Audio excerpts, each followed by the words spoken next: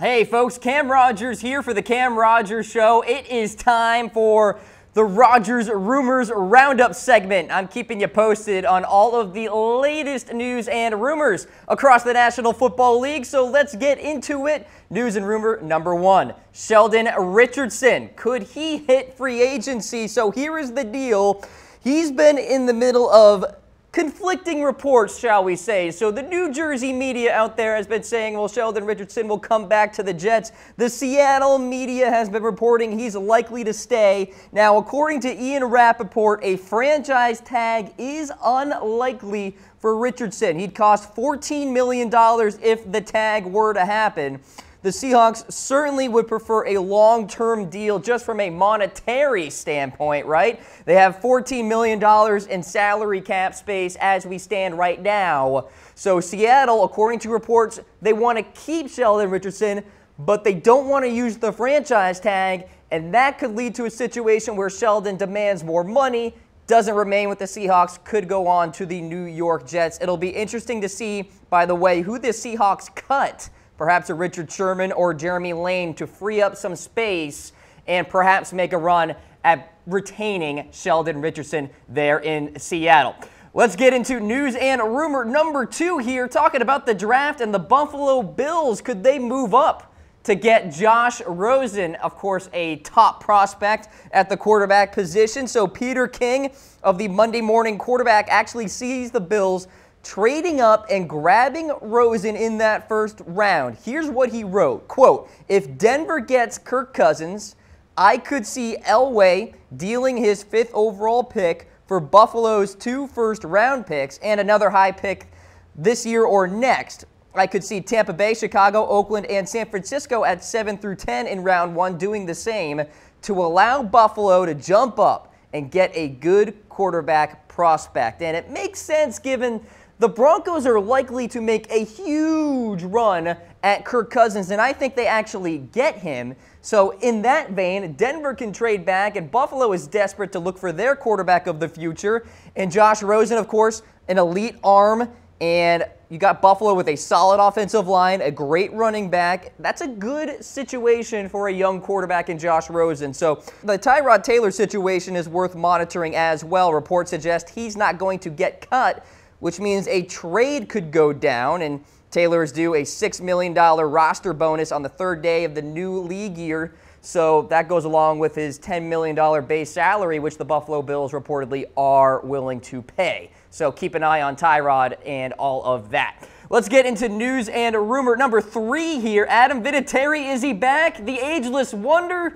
Yes, he is. He is indeed back with the Indianapolis Colts, has agreed to a 1-year contract for a 13th season with Indianapolis and a 23rd season in the NFL. Puts him in position, by the way, to become the NFL's all-time leader in points scored and field goals. Vinatieri has kicked 559 field goals, second most in NFL history. He just needs 7 to break Morton Anderson's record. Also in position to share the locker room with rookies who weren't born when he began his playing career with the Patriots in 1996. Fun fact right there. Let's get into news and rumor now about Lamarcus Joyner. Could he be getting the franchise tag from the LA Rams? So the Rams have some decisions to make here. You have Joyner, Tremaine Johnson, Sammy Watkins, all impending free agents. And NFL.com reporting that the Rams will likely slap the tag on Joyner over Sammy Watkins and Tremaine Johnson. And Joyner appeared in 12 games last season, 49 tackles, 9 pass breakups, and 3 interceptions. Fantastic campaign at safety, but can creep up, play a little slot corner as well. Wade Phillips, defensive coordinator there for the Rams, did a fantastic job with Joyner. I would be shocked to see him walk. And oh, by the way, the franchise tag price for Joyner at safety, much cheaper than it would be for Sammy Watkins at wide receiver. For Sammy Watkins, it'd be $16 million. So the Rams probably don't want to pay that when they have a couple of good wide receivers in Robert Woods and Cooper Kupp there for the Rams. All right, so that's the latest with Lamarcus Joyner.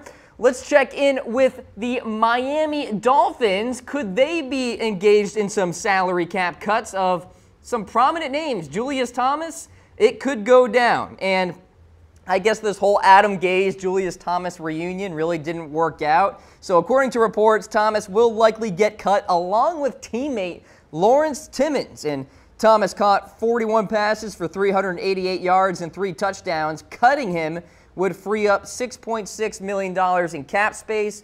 Also cutting Timmons would free up $5.4 million.